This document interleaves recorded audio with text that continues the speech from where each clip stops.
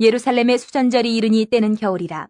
예수께서 성전한 솔로몬 행각에서 거니시니 유대인들이 애워싸고 이르되 당신이 언제까지나 우리 마음을 의욕하게 하려 하나이까? 그리스도이면 밝히 말씀하소서 하니 예수께서 대답하시되 내가 너희에게 말하였으되 믿지 아니하는도다. 내가 내 아버지의 이름으로 행하는 일들이 나를 증거하는 것이거늘 너희가 내 양이 아니므로 믿지 아니하는도다.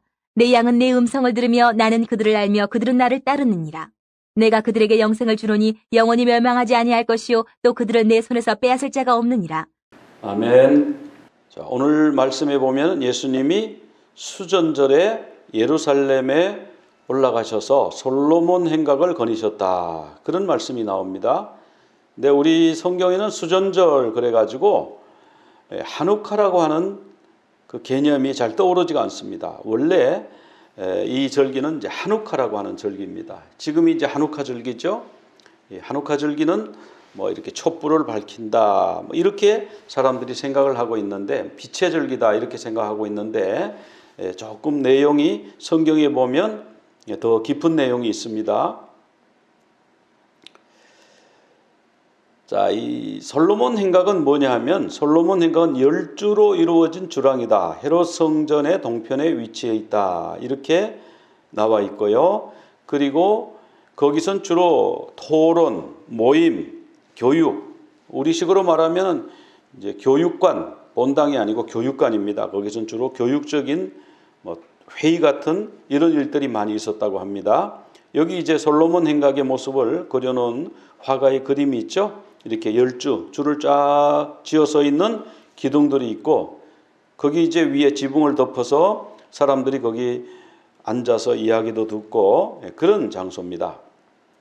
솔로몬 성전이 이렇게 생겼는데요. 솔로몬 성전의 동쪽면에 이렇게 그 솔로몬의 행각이다 하는 곳이 있었습니다. 수전절은 우리말로는 고칠수 큰집전 이렇게 되어 있는데 즉 성전을 수리했다 뭐 이런 뜻입니다만은 영어로는 dedication 봉헌했다 그런 뜻이 있습니다. 히브리 말로는 하누카라고 그래요. 그러면 이 신약 성경은 헬라어로 써졌으니까 헬라어로는 뭐라고 했냐 하니까 엔카이나 이렇게 했습니다. 엔카이나라는 말이 데디케이션이라는 뜻이거든요. 또 리뉴얼이라고 하는 뜻도 있습니다. 그래서 영어로는 The Festival of the Dedication 그렇게 영어로는 번역을 합니다. 자, 유대력으로는 아홉째 달 기슬러월 25일부터 8일 동안 치르는 빛의 축제다. 그렇게 말씀드릴 수가 있고요. 여기에 이제 유대 달력이 있습니다. 이 달력을 보면은 기슬러월이라고 있죠. 이 9시 방향에 왼쪽 아래편쯤에 기슬러월이라는 달이 나오지 않습니까? 그 달 25일이 수전절이다.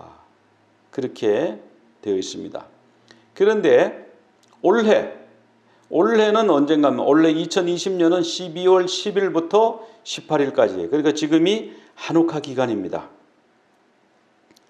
그러면 이 한우카가 성경에는 수전절로 나오고 그러는데 우리가 하나님이 정해주신 절기가 7절기잖아요. 유, 무, 초, 오, 나, 속, 초. 그래서 유월절, 그 다음에 무교절, 초실절, 오순절, 나팔절, 그 다음에 속죄절, 그리고 뭡니까? 그리고 초막절. 그래서 7개 절기가 있는데 이 한우카는 하나님이 정하신 절기에 안 나와요. 그럼 성경에 안 나오느냐? 성경에 나옵니다. 신약 성경에 나오고 지금 요한복음 10장에 여기 나오고 또 예수님도 그 절기를 지키러 성전에 올라가셨어요.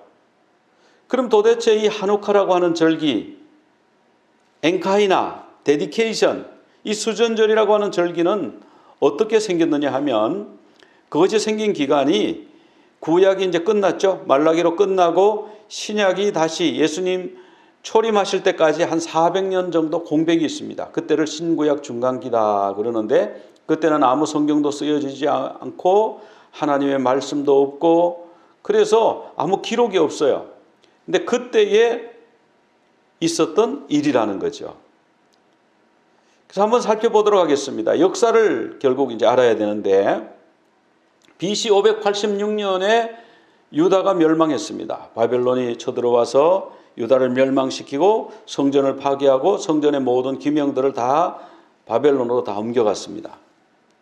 그리고 70년 뒤에 516년에 바사의 고레스 왕이 성전을 재건하라는 칙령을 내리죠. 그래서 이들이 70년 만에 본국에 예루살렘에 돌아와 보니까 예루살렘 전체가 폐허로 되어 있는 거예요. 성전도 없고. 그래서 이들이 정말 참 마음에 여러 가지 참 황망한 그런 마음이 들었지만 하나님의 성전을 사모하는 마음으로 드디어 성전 건축을 시작합니다. 그걸 스룹바벨이 진두지휘를 했죠. 그래서 오랜만에 돌아온 노인들은 그 어릴 때 보았던 성전이 얼마나 솔로몬 성전이 화려했는지 그 성전하고 지금 짓는 성전하고 비교해 보니까 너무 초라해서 통곡을 했다. 또 예배 드리게 된 것에 대해서도 감격도 있었겠죠. 그래서 통곡을 했다. 그런 말씀이 성경에 나옵니다. 에스라 3장 10절부터 보면 성전에 기초를 놓을 때, 여호와의 성전에 기초를 놓을 때 그들이 대성통곡을 했다.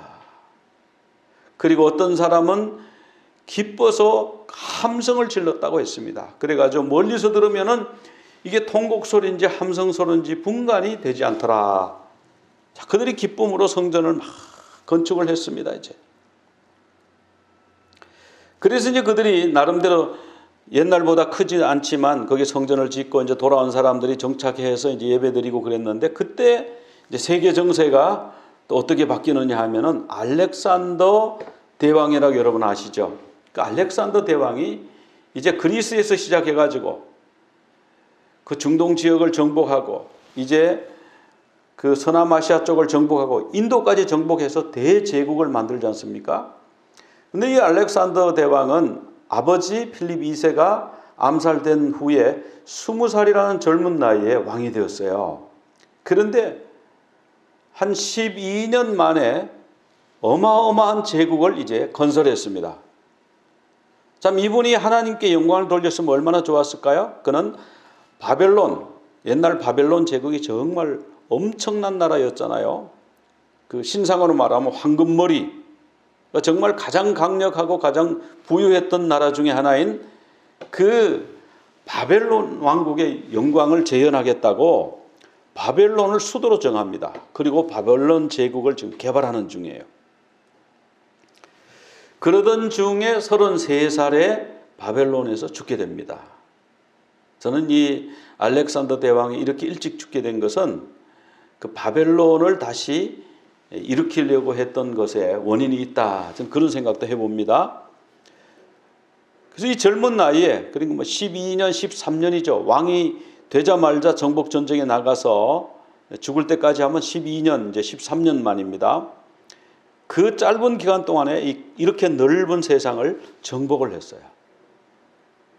그런데 이제 33살에 죽으니까 그 자녀들이 어릴 거 아니에요. 그래서 자녀들한테 왕위를 물려줄 수가 없습니다. 그래서 자기 부하 4명을 불러가지고 그 부하에게 나라를 넷으로 쪼개서 통치하도록 유언을 합니다. 그래서 이제 4사람이 이제 나라를 쪼개서 통치를 하는데, 그래서 그것을 디아도코이, 그래서 석세서, 그 후계자들이 이제 통치를 하는 거죠.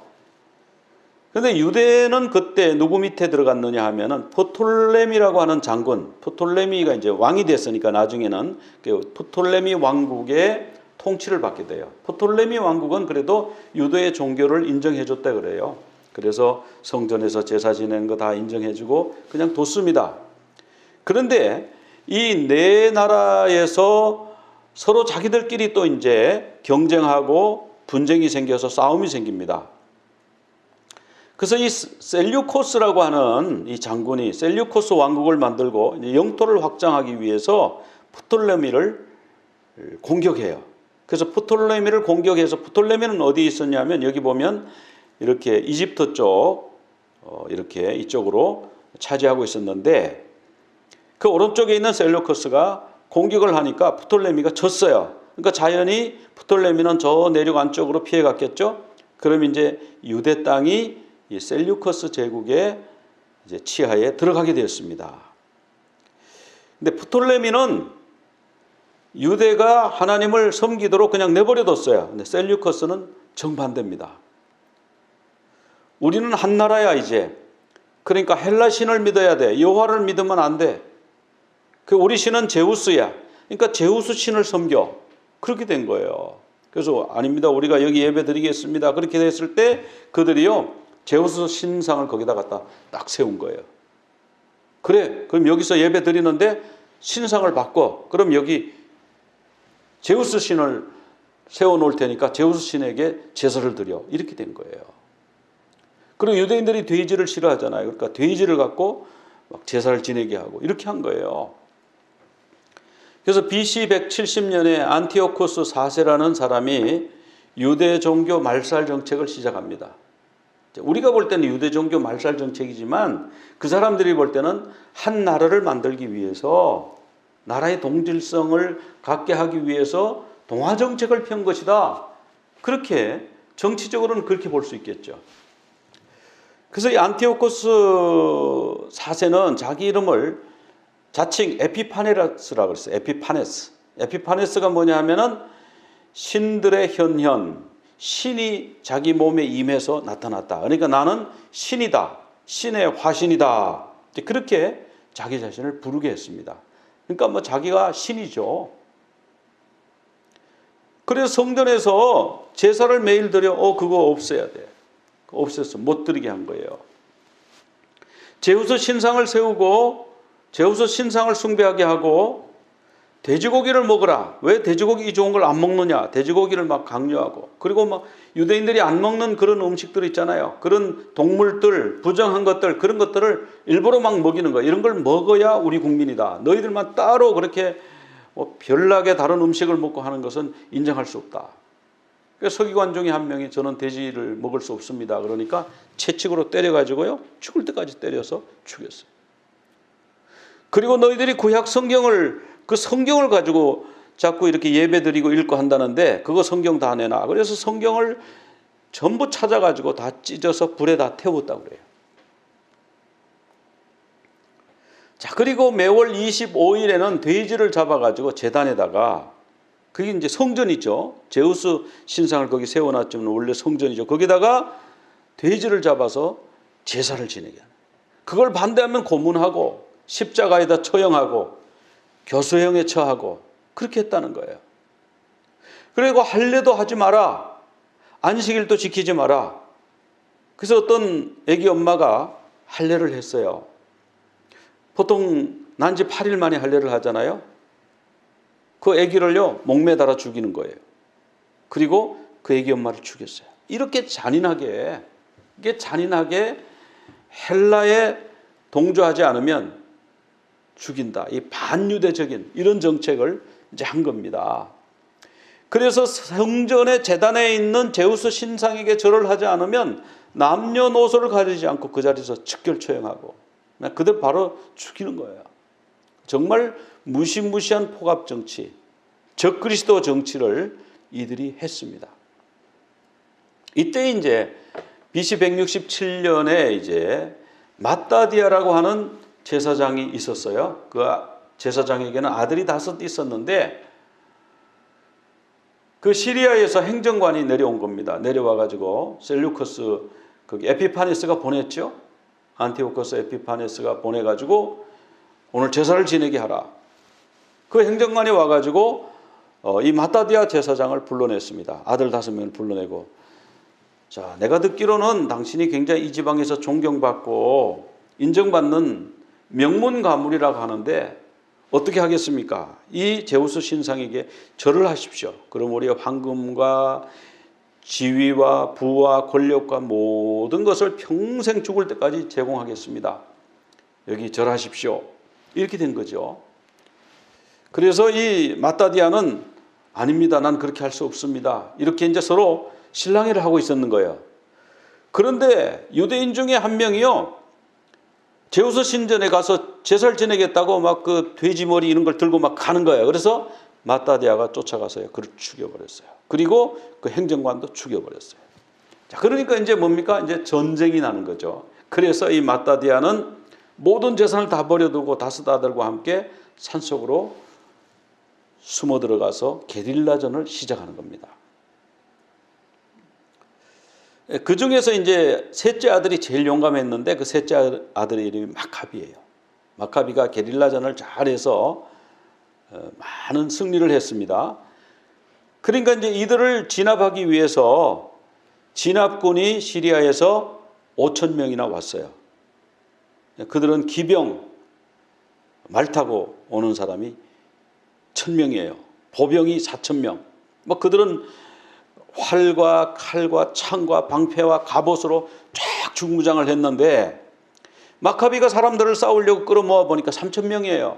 근데 이 3,000명은 뭐 칼도 변변한 거 없고 뭐 갑옷도 없고 무기가 훨씬 열세예요. 붙으면 뭐 백전백패하는 그런 상황이죠. 과연 싸워서 이길 수 있을까? 우리 인간적으로 보면 질 수밖에 없어요. 그런데 이 마카비가 구약 성경의 아브라함의 전법을 배운 겁니다. 아브라함이 왜 318명의 군사를 이끌고 그 롯을 잡아가는 군대를 추격해 가지고 가서 야간에 기습 공격해서 이겼지 않습니까? 그러니까 이들이 아브라함의 전략을 쓰는 거예요. 밤에 다 잘 때 이 3,000명이 그 군대를 덮쳐 가지고 대성을 한 겁니다. 이들은 뭐 다 죽고 도망가고 이렇게 되니까 이제 그 땅을 회복하게 된 거죠. 그래서 이제 기슬로월 25일에 3년간의 전쟁을 한 끝에 결국은 성전을 이제 탈환하게 됩니다. 그리고 이제 그 반역자 있잖아요. 거기 셀류커스 그 왕국에 우리가 붙어야 된다. 괜히 우리가 맞서지 말자. 아, 돼지고기 먹으면 어때? 뭐 이렇게 하고 우상숭배해도 괜찮다고 그러고 거기 붙어서 부와 권력을 누리던 이 반역자들을 다 처형을 하는 거예요. 그리고 그 성전에 설치된 신상들을 다 없애고요. 성전을 깨끗하게 청소하고 정화를 하고 그리고 집집마다 가지고 있는 그 제우스 신상을 다 없애게 하고 그래 이제 성전을 깨끗하게 한 다음에 이제 봉헌식을 하는 거예요. 8일 동안 이제 봉헌의 축제를 하는데 자, 성전에 들어가서 성전에 불을 켜야 되는데 그 메노라가 있지 않습니까? 성전에 우리 교회도 여기 이제 메노라가 있는데 저 메노라에는 올리브 기름을 쓰게 돼 있는데 그 올리브 기름은 대제사장이 품질이 이것은 합격이라고 봉인을 해줄 때 인정을 하고 그 봉인을 한 그 기름만 사용을 하는 거예요.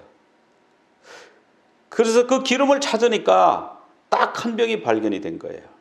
그래서 이 한 병은 하루 분량인데 하루밖에 불을 못 켜는데 그래서 이제 제사장들 보고 이 기름 만드는데 시간이 얼마나 걸리냐 빨리 만들어라 그러니까 제사장들이 이거 8일 걸립니다. 근데 이게 8일이 갈까 그랬는데 그 불이요 8일 동안 갔대요. 자, 그렇게 해서 8일 동안 촛불을 이렇게 붙이는 이유가 그런 역사적 배경이 있습니다. 이게 이제 메노라의 모습인데요. 자, 하누카가 다가오면은 성전에서는 성전에 올라가는 노래를 부르면서요. 기름을 사용했어요. 그런데 이제는 기름 대신에 초를 사용하죠. 가정에서는 8개의 촛대를 만들어 놓고 하루에 하나씩 오른쪽에서부터 왼쪽으로 붙여 나갑니다. 해가 지면 붙여 나가죠. 자, 이런 순서로 붙여 나가요. 맨 가운데 있는 것은 항상 켜져 있고요. 그 불로 맨 오른쪽에 있는 불을 하나씩 붙여 나가서 8일째가 되면 이렇게 다 켜는 이런 겁니다. 그래서 이 촛대를 하누키아라고 그래요. 그럼 이것이 과연 뭐 예수님이 그곳에 참석을 하셔서 신약의 기록이 돼 있기 때문에 당연히 성경적 근거가 있지만 구약에도 이런 성경적 근거가 있는가 여러 군데 나옵니다. 그런데 그 중에 한 군데만 찾아보겠습니다.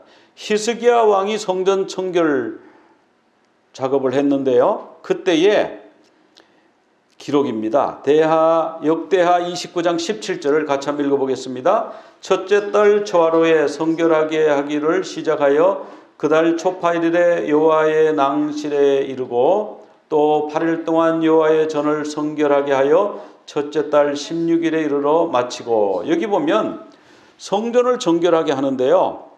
1일에서부터 8일까지 걸렸죠. 8일 동안 성전을 정결하게 했어요. 그리고 또 8일 동안, 여기 보면 8일 동안이라고 나오죠. 가운데 이르고 또 8일 동안 여호와의 전을 성결하게 하여. 그래서 하나님의 성전을 정결하게 하는 데는 8일 동안 정결 작업을 했던 그런 기록들이 여기에 나오고 있습니다.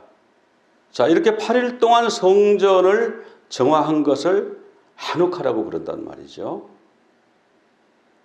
다시 하나님 앞에 제사 드릴 수 있게 하시고 성전을 깨끗하게 해주신 것에 대한 감사하는 그런 절기입니다. 그런데요, 이 성전은 결국 요즘 성전이 없는데 뭐 그렇게 말씀하실 수 있어요. 성전은요, 다시 파괴됐어요. BC 63년도에 그 성전이 그냥 로마 장군에 의해서 스룹발벨 성전이 완전 파괴되어 버렸습니다. 그러니까 이제 그로부터 한 40년 후에 다시 BC 20년에 헤롯이 유대인의 그 환심을 얻기 위해서 스룹바벨 성전을 재건해 가지고요. 언제까지 지었냐면은 64년도까지 지었어요. 그러니까 83년 동안 이 성전 건축 작업을 한 겁니다. 그런데 이렇게 83년 동안 정성을 다해서 돈을 많이 들여서 어마어마하게 건축해 놓은 이 성전이요, AD 70년에 로마의 티투스 장군에 의해서 또 파괴됐어요. 그래서 우리한테 대항하면 이렇게 된다. 절대로 잊지 말라. 그렇게 해서 서쪽에 벽 하나를 남겨놨는데 그것이 오늘날 통곡의 벽이 되었죠. 그 이후로는 성전이 존재하지가 않아요. 그래서 이스라엘 백성들이요, 그 성전을 기념하는데 그 올리브유 대신에 이제는 초를 꼽아놓고 그냥 빛의 축제 이렇게 된 거예요. 지금은 그냥 빛의 축제, 성전이 없으니까. 근데 원래 뜻은 성전을 되찾아서 깨끗하게 수리해가지고 하나님께 바친 것을 감사하는 그런 절기예요. 그러면 오늘 이 하누카가, 그리고 성전이 없어졌는데 우리의 삶과 어떤 관계가 있나, 우리 신앙과 어떤 관계가 있냐 하면 예수님이 우리의 성전입니다. 예수님은 공생애 중에 2번이나 성전을 정화하셨어요. 그리고 예수님이 성전의 주인이시고 수전절의 주인이십니다. 요한복음 2장 19절 같이 한번 읽어보겠습니다. 예수께서 대답하여 이르시되 너희가 이 성전을 헐라 내가 사흘 동안에 일으키리라. 유대인들이 이르되 이 성전은 46년 동안에 지었거늘 네가 3일 동안에 일으키겠느냐 하더라. 그러나 예수는 성전된 자기 육체를 가리켜 말씀하신 것이라. 자, 여기 보면 예수님이 이게 지나가시는데 성전이 너무너무 아름답다고 옆에서 자꾸 얘기를 하는 거예요. 제자들이. 아우, 이 성전이요, 이게 이렇게 참 아름답습니다. 이 돌을 보십시오. 그러니까 예수님이 이 성전을 헐어라. 예수님은 이렇게 화려한 성전에 관심이 있는 게 아니죠. 이걸 헐어. 그러면 내가 3일 만에 다시 지을게. 그렇게 말씀을 하시니까 유대인들이 거기 옆에서 그 얘기를 들은 겁니다. 그래서 지금 성전을 우리가 46년 동안 짓고 있고 아직도 지금 계속 완공이 안 돼가지고 계속 지어 나가고 있는데 어떻게 이거를 3일 만에 질 수 있냐? Impossible. 그건 가능한 일이 아닙니다. 그런데 예수님은 뭐라고 그랬어요? 성전된 자기의 육체를 가리켜 말씀하신 것이다. 예수님의 육체가요, 성전이에요. 예수님의 육체가 어떻게 성전인가? 성전은 뭐가 성전이죠? 성전은 하나님이 계시는 곳이 성전이죠. 아주 멋있는 건물이 성전입니까? 멋있고 크고 화려한 곳이 성전입니까? 아무리 화려해도요, 그 안에 불상이 들어있으면 그건 불전이지 성전이 아니에요. 초라한 오두막이라도 하나님이 거기 계시면 그곳이 성전이 되는 겁니다. 그런데 하나님이 말씀이 육신이 되어 우리 가운데 거하심에 요한복음 1장 14절에 나오지 않습니까? 그 말씀은 하나님이셨다고 그랬어요. 그 하나님이신 말씀이 우리 가운데 오셔서 우리 중에 거하셨어요. 육신을 입고 거하셨어요. 하나님이 육신을 입고 거하시는 그것이 성전이잖아요. 그것이 임마누엘이잖아요. 그러니까 예수님이 나의 육신은 성전이다 그렇게 말씀하신 거예요. 그래서 3일 만에 돌아가셨다가 3일 만에 부활하시는 것을 성전을 건축하는 것으로 비유해서 말씀하신 것이죠. 그러니까 우리가요, 오늘날 우리가 성전 자꾸 그러는데 성전은 우리 신자의 몸이 성전이에요. 사실은 건물이 아니에요. 그는 그 건물, 예배당이죠. 예배드리는 장소죠. 고린도전서 3장 16절 같이 한번 읽어보겠습니다. 너희는 너희가 하나님의 성전인 것과 하나님의 성령이 너희 안에 계신 것을 알지 못하느냐. 자, 너희는 하나님의 성전이다. 왜 하나님의 성전이에요? 하나님의 성령이 너희 안에 들어와서 거주하시기 때문에 하나님의 성전이라는 거예요. 우리 몸이 하나님의 성전입니다. 이제 한옥화 기간에는요, 성전을 수리하는 거거든요. 우리 몸에, 우리 마음에, 우리 영혼에 하나님께서 보시기에 성전으로서 적합하지 않은 그런 것이 있으면 그런 걸 다 이제 버리고 다시 새롭게 수축해서 새로운 마음으로 하나님께 바치는 것, 그것이 한옥화라는 거죠. 그것이 수전절이고 봉헌절이라는 것이죠. 그런데 계시록에 가면 하나님이 성전이라고 그랬어요. 여러분, 계시록은 성전과 성막의 책이에요. 성막을 잘 이해하지 못하면요, 계시록을 이해할 수가 없습니다. 계시록 11장 19절에 하나님의 성전 얘기가 나와요. 여러 군데서 나오는데 한 군데만 찾아봤습니다. 계시록 11장 19절 같이 한번 읽어보겠습니다. 이에 하늘에 있는 하나님의 성전이 열리니 성전 안에 하나님의 언약궤가 보이며 또 번개와 음성들과 우레와 지진과 큰 우박이 있더라. 그러니까 하늘에 성전이 있더래요. 거기 번제단도 있고 언약궤도 있고 향단도 있고 그렇습니다. 거기에 떡상도 있고 메노라도 있어요. 메노라, 촛대. 계시록 1장에 보면 촛대 사이를 우리 주님이 다니시는데 그 촛대는 교회다 그렇게 말씀하셨거든요. 그 촛대가 어디냐면 하늘 성전에 있는 촛대입니다. 그런데 이 성전이요, 계시록 21장 22절에 보면 성전이 사라졌어요. 같이 한번 읽어보겠습니다. 성 안에서 내가 성전을 보지 못하였으니 이는 주 하나님 곧 전능하신 이와 및 어린 양이 그 성전이심이라. 여기 보면 이제 그 있던 성전이요, 갑자기 사라지고 보이지 않는 거예요. 성전이 어디 갔나 보니까 하나님이 성전이더래요. 그리고 어린 양 예수 그리스도가 성전이더래요. 그게 무슨 뜻일까요? 하나님이 우리 가운데 와서 임마누엘 해서 거주하시는 것이 성전의 참 의미라고 하는 것이죠. 그래서 하나님이 성전이더라. 성전은 무엇인가? 성전은 하나님이 계신 곳이고요. 성전은 그래서 쉐키나, 디바인 프레전스, 하나님의 영광이 우리와 함께 거주하는 것이 쉐키나죠. 하나님 우리와 함께하는 임마누엘이 성전입니다. 그래서 성전은 거룩한 곳이죠. 하나님이 우리 개인에게 예수 그리스도를 진실로 믿는 우리 개인에게 임하시면 개인이 성전이에요. 개인 성전에 한옥화가 필요합니다. 오늘날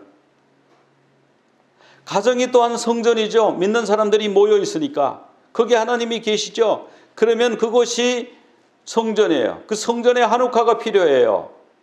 깨끗하게 수리하고 하나님 앞에 봉헌하는 것이 필요합니다. 교회가 또 성전입니다. 교회 건물을 얘기하는 것이 아닙니다. 우리 교인들이 모이는 곳이 바로 성전이에요.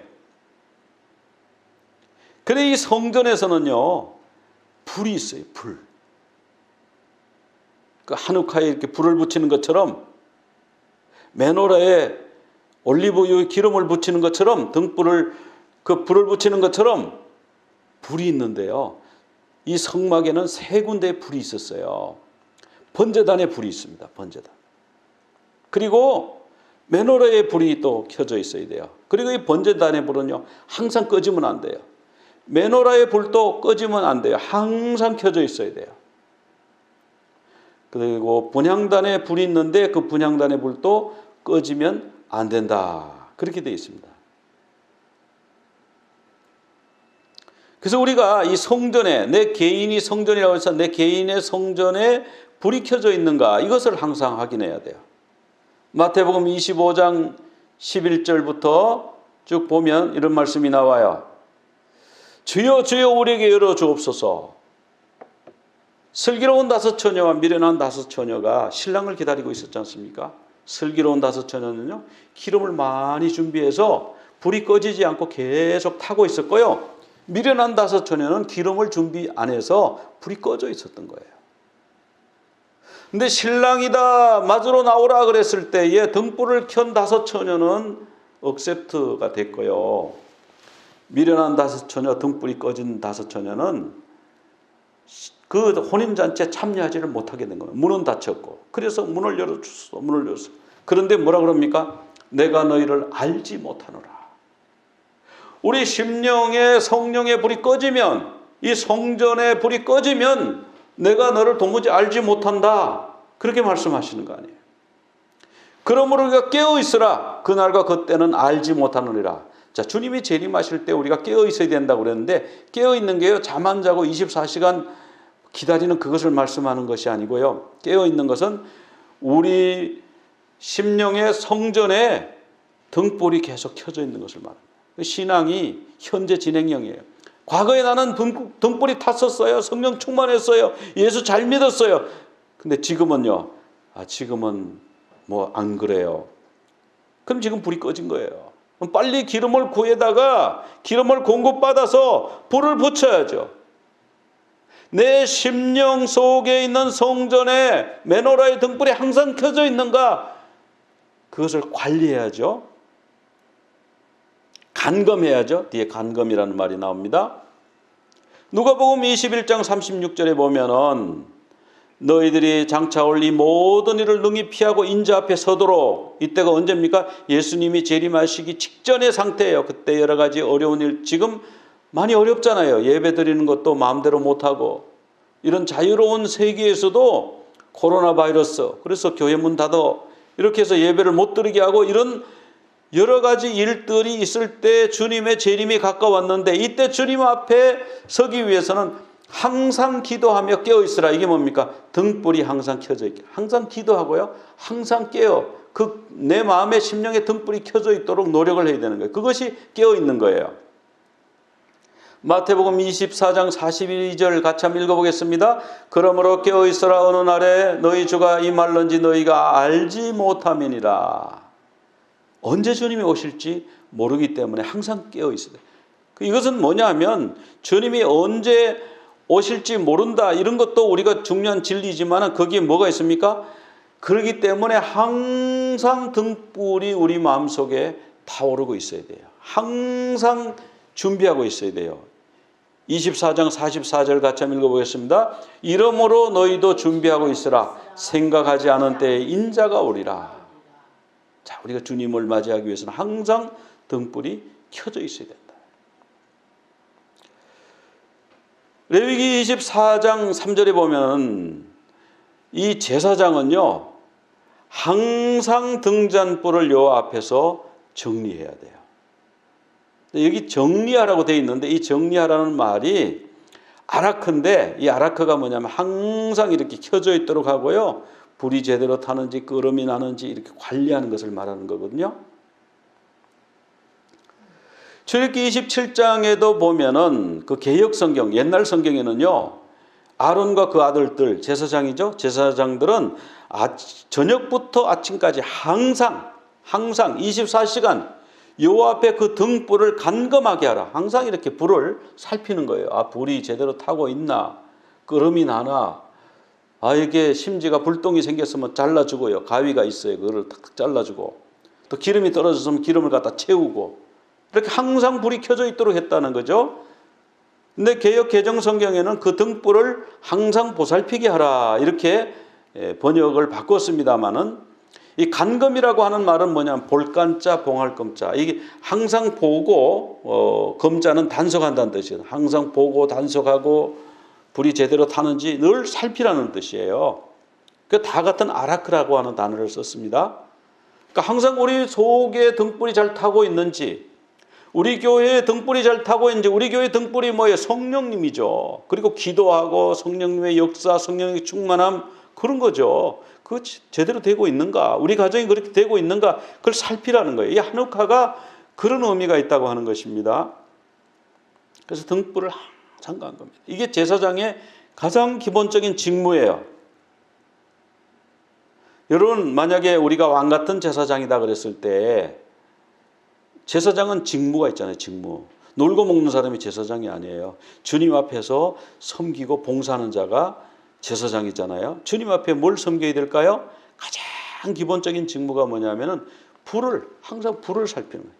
내 속에 성령의 불이 타고 있는지 그걸 살펴야 돼요. 내가 예배드리는데 성령의 불이 있는지, 내가 기도하는데 성령의 불이 있는지 그걸 계속 살펴서 불이 타도록, 주님, 내가 기름이 부족합니다. 성령의 기름을 부어 주시옵소서. 주님, 내가 좀 메말라 있어요. 성령의 기름을 부어 주세요. 마음이 좀 냉랭해요. 성령님, 주님 뜨겁게 나를 좀 데펴주세요. 이렇게 계속해서 기도하고 간구하는 제사장의 직무를 감당해야 된다. 누가복음 11장 34절 35절에 보면 그러므로 내 속에 있는 빛이 어둡지 아니한가 보라. 너희 속에 등불이 잘 타고 있는지 보라. 그렇게 주님이 말씀하고 있습니다. 이 등불이 계속 타기 위해서는 기름을 계속해서 공급해야 돼요. 너희 속에 기름 부음이 있는지 확인을 해야 되는 겁니다. 예수님도 주의 성령이 내게 임하셨으니 내게 기름을 부으시고, 예수님도 성령의 기름 부음을 받으셔서 사역을 하셨어요. 예수님도 그랬어요. 근데 우리 배운 거로, 내 말주변으로, 내 능력으로 사역을 할 수가 있습니까? 주님도 기름 부음 받아가지고 하셨는데요. 그래서 주님, 우리에게 기름 부어 주시옵소서. 계속 내 속에 등불이 타게 하여 주시옵소서. 하나님, 나의 등불에, 이 등잔에, 내 심령의 등대에 기름을 부어 주시옵소서. 그 기름을 주셔서 항상 꺼지지 않고 타게 하여 주시옵소서. 내가 항상 이것을 관리하는 이 한옥화를 시작으로부터 그런 여러분들이 다 되시기를 간절히 축원합니다. 우리 기도드리겠습니다. 하나님 아버지, 감사합니다. 한옥화 기간에 우리는 촛불을 켜면서 무슨 빛의 축제라고 우리가 생각하고 있지만 사실은 성전에 등불을 켜는 절기인 것을, 주님 앞에 성전을 깨끗하게 청소하고 정결케 하여 바치는 것임을 오늘 말씀을 통해서 가르쳐 주심을 감사합니다. 주님, 우리 개인의 심령이 성전인데, 가정이 성전이고 교회가 성전인데, 하나님, 이 성전 속에 내 마음의 심령 속에 등불이 잘 타고 있는지, 기름이 충분한지 항상 정리하고 간검하고 보살피는 제사장이 되게 하여 주시옵소서. 그 제사장의 직무를 잘 감당함으로 말미암아 주님 오실 때에 할렐루야, 주님, 내가 여기서 기다렸습니다. 주님, 이제 오심을 환영합니다. 감사합니다. 나가 맞을 수 있는 우리 모두가 다 되게 하여 주시옵소서. 예수 그리스도 이름으로 기도드리옵나이다. 아멘. יברכך אדוני